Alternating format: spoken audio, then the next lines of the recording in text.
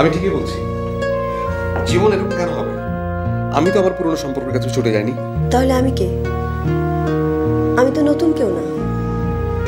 তোমাদের সেপারেশনের আগে যদি আমি তোমাদের দুজনের সামনে গিয়ে দাঁড়াতাম আর রিয়া যদি সেটা জানতো, তাহলে কি হতো বলো? কথা বলছো না কেন সাফাত? রিয়ার কোনো খোঁজ পেলে? না। কি বলছো? মেয়েটা যাবে কোথায়? সব আত্মীয় স্বজনের বাসায় খোঁজ নিয়েছো? হ্যাঁ, কোনো আত্মীয় স্বজনের বাসায় যায়নি। তাহলে যাবে কোথায় মেয়েটা? আমি তো তাই ভাবছি। বসে বসে শুধু ভাবলে হবে বলো? এখন আমার কি করার আছে বলো? তুমি সজলের খোঁজ নিয়েছো? না। কেন, ওর খোঁজ খবর দিয়ে কি হবে?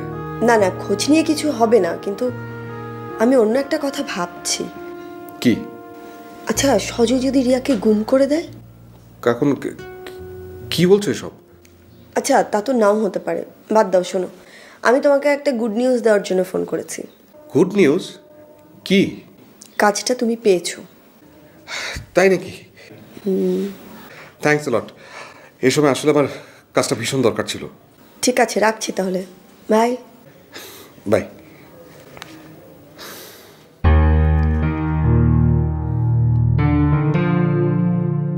তাহলে তোমাকে আর কি কি বলে গেল বলো তো? বাদ দাও।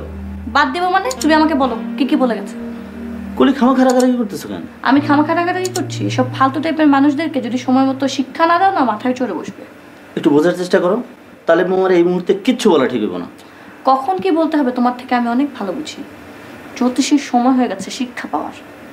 কি শিক্ষা কলি? টাইম হইলেই বুঝতে পারবা, বুঝলা? অপেক্ষা করো। কলি শোনো, আমার কথাটা শুনে যাও।